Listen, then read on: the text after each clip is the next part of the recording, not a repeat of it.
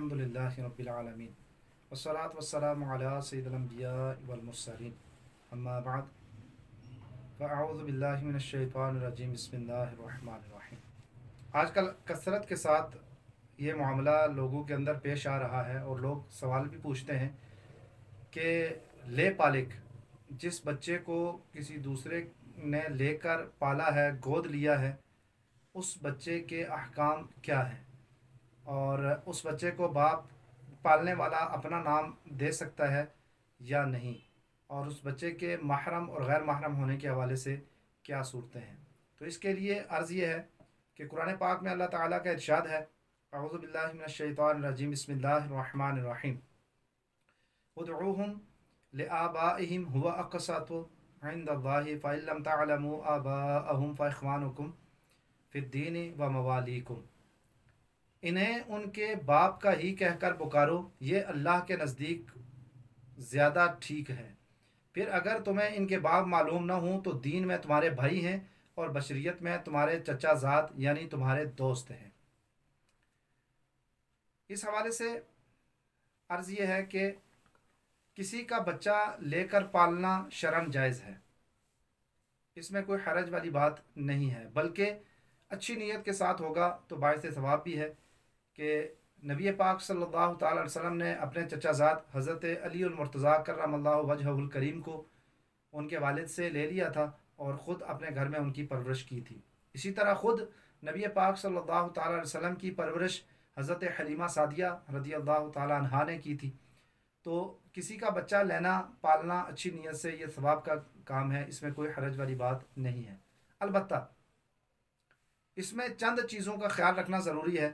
एक तो ये कि पालने वाला बच्चे की वल्दियत के नाम में अपना नाम नहीं लिख सकता, उसको अपनी तरफ मंसूब नहीं कर सकता, बल्कि जिसका बच्चा है उसी की तरफ मंसूब होगा, किसी दूसरे की तरफ मंसूब नहीं हो सकता। कुरान पाक की आयत मुबारका मैंने आपके सामने पढ़ी कि इसके अंदर अल्लाह ताला ने इरशाद फरमाया है कि उनको उनके बाप का ही कहकर पुकारो। अगर यही तो अल्लाह के नज़दीक सबसे बेहतर बात है।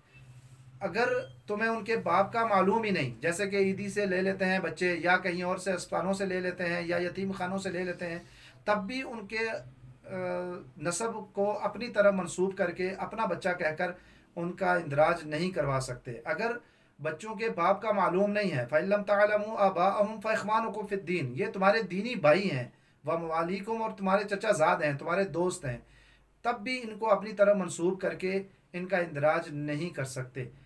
इसकी हदीस मुबारक में बड़ी सख्त वईद आई है कि जो अपने नस्ब को तब्दील करता है या अपनी निस्बत अपने बाप के अलावा किसी और की तरफ करता है, उसके बारे में इरशाद फरमाया कि जिसने ख़ुद को अपने बाप के गैर की तरफ मंसूब किया, हालांकि उसे इल्म था कि वो उसका बाप नहीं, तो जन्नत उस पर हराम है। ये बुखारी शरीफ की हदीस मुबारक है। तो कितना सख्त हुक्म है कि ऐसे पर जन्नत हराम है। और आजकल होता ही ये है कि स्टाम्प पेपर के अंदर लिख कर ले लिया जाता है कि ये बच्चा अब फलां इसको पालेगा, फलां इसको रखेगा, अब दूसरे का इसके साथ कोई ताल्लुक नहीं होगा। तो ऐसा करने की शरन इजाज़त नहीं है।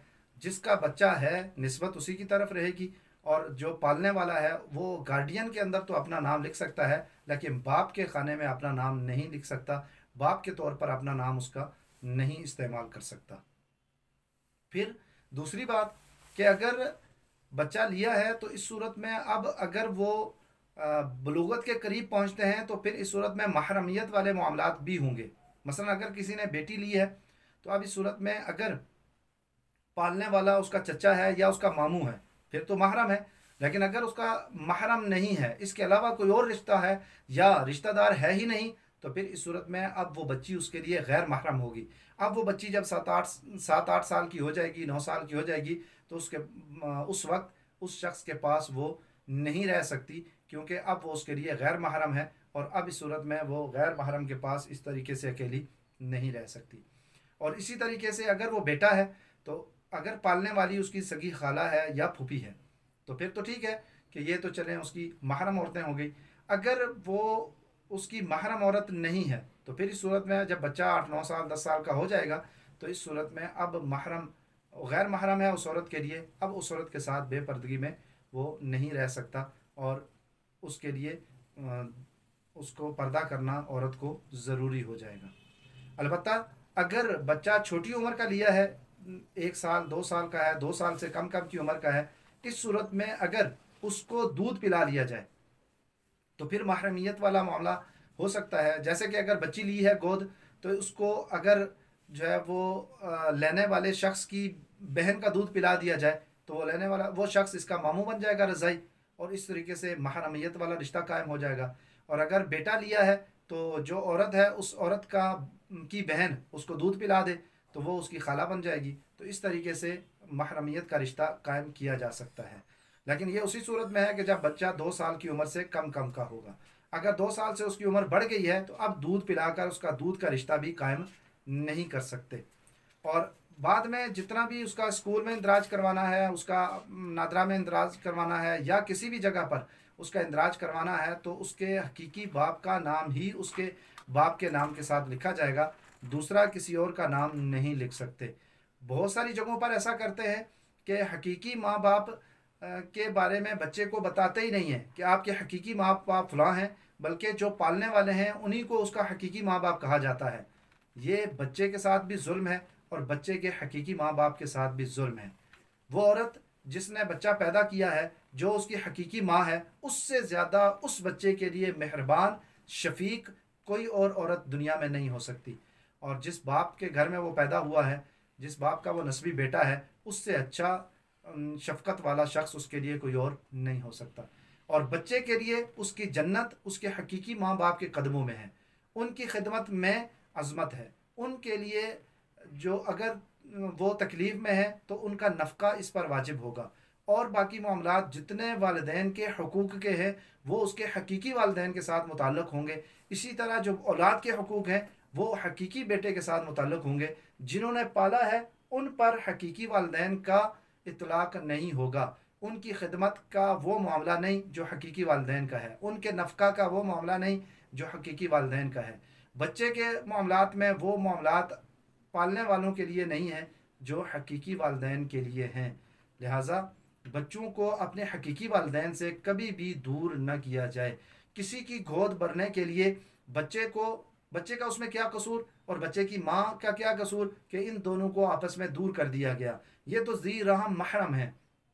हदीस मुबारक में यहाँ तक आता है कि अगर तुम्हारे पास जो है वो एक औरत और उसका छोटा बच्चा गुलाम और लौंडी बनकर आते हैं तो उनको भी अलग अलग करके ना बेचा जाए। उनको बेचा जाए तो एक ही जगह पर बेचा जाए ताकि वो दोनों एक जगह पर रहें, उनके दरमियान कता रहमी ना हो। अगर कता रहमी होगी तो वहाँ भी मना है। लिहाजा इस सूरत में अब यहाँ बच्चे को अपने माँ बाप से दूर न किया जाए। अगर कोई और लेता है पालता है तो अच्छी बात है, लेकिन माँ से मिलता रहे, माँ उससे मिलती रहे और उसको पता हो कि ये मेरे हकीकी माँ बाप हैं और उनका मामला आपस में जो हकीकी माँ बाप और हकीकी बेटे का है वो आपस में कायम रहना चाहिए। अल्लाह ताला की बारगाह में दुआ है कि वो हमें शरीयत के अहकामात को पर अमल करने की तौफीक नसीब फरमाए।